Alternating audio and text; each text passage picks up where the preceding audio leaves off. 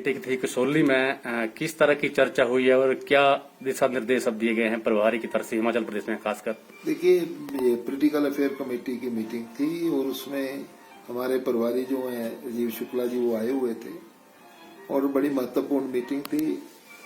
2022 के इलेक्शन को लेकर भी चर्चा हुई और बाकी इश्यूज के ऊपर भी चर्चा हुई। जैसे ये कॉरपोरेशन के इलेक्शन है इनके ऊपर चर्चा हुई है और आने वाले दिनों में जो इश्यूज हैं उनको लेकर के कांग्रेस पार्टी जो है सड़कों पर उतरेगी और लोगों की आवाज बन करके जो इस सरकार जो अभी बिल्कुल कह सकते हैं कि जैसे बिल्कुल आराम से बैठ गई हुई है, इसको उठाने का प्रयास करेंगे। कई इशू हैं जिसमें बेरोजगारी का इशू बहुत बड़ा इशू है, महंगाई का इशू बहुत बड़ा इशू है, आंगनबाड़ी का इशू बहुत बड़ा इशू है, आशा वर्कर का इशू है, जो आउटसोर्सिंग पे सरकार रोजगार दे रही है उसका इशू है। और ये जो रोजगार अभी दे रहे हैं इसमें लोगों को खज्जल करने का काम करेंगे और ना इनकी कोई पॉलिसी बन रही है, ना इनमें कोई हमारा जो रिजर्वेशन का चार्टर है वो चल रहा है। ये सारे इशू के ऊपर चर्चा होगी और सारे इश्यूज को लेके हम लोग सड़कों पर उतरेंगे और जहां जहां समय आएगा उसके साथ उस तरीके से काम किया जाएगा। अंदर की क्या बात है वो तो मैं आपके साथ शेयर नहीं कर सकता हूं, वो पॉलिटिकल अफेयर कमेटी के अंदर में ही बात रहने की बात है। मगर हमने सारे इश्यूज को कल टच किया है और उसमें कई चीजों पे क्राइटेरिया बनाने की भी बात है। तो ये सारी बातें बिल्कुल ठीक ढंग से चली हैं, ठीक डायरेक्शन में चली।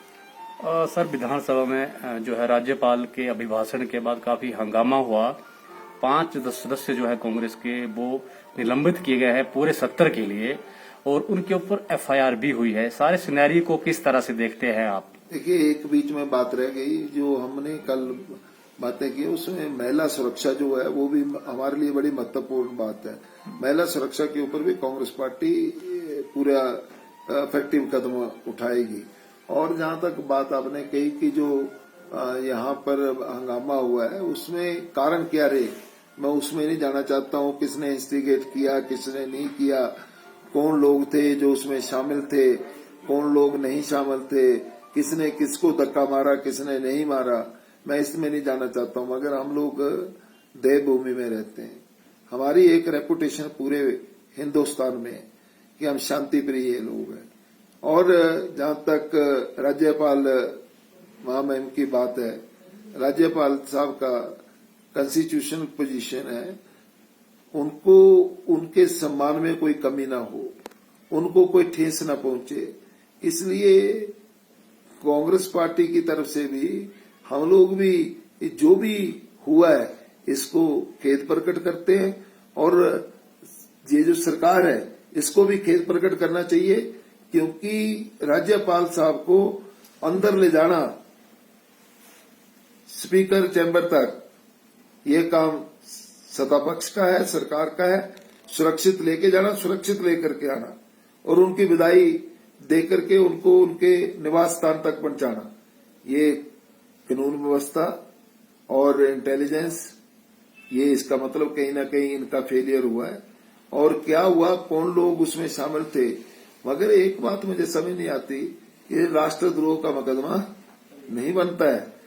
जो दफे लगाए गए हैं वो पता नहीं, जो भी अपनी आवाज निकालता है उसको आप ऐसा दफा लगा देते हो कि या तो आप चुप रहे, अगर बोलने तो आप राष्ट्रद्रोही हैं। ये बात ठीक नहीं है और तुरंत माननीय मुख्यमंत्री जो है उनको इंटरवीन करना चाहिए, स्पीकर को करना चाहिए और ये बैठ करके सत्ता पक्ष और विपक्ष के बीच में बातचीत करें और दोनों पार्टियां जाकर के खेद प्रकट करें माननीय राज्यपाल साहब के साथ कि जो हुआ है उसके लिए हम खेद प्रकट करते हैं।